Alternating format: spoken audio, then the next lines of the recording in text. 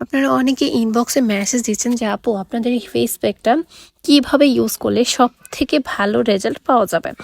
তো আমি যেভাবে ব্যবহার করি এবং ঘরে থাকা উপকরণ দিয়ে আপনি কিভাবে ব্যবহার করবেন আজকের এই ভিডিওতেই সেটা বলে দিব।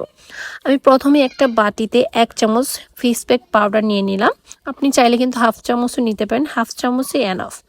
তো আমি ভিডিও করার জন্য 1 চামচ পাউডারের সাথে প্রায় 1 চামচের মতো মধু এবং প্রায় 2 চামচের মতো নর্মাল পানি মিশিয়ে নিলাম।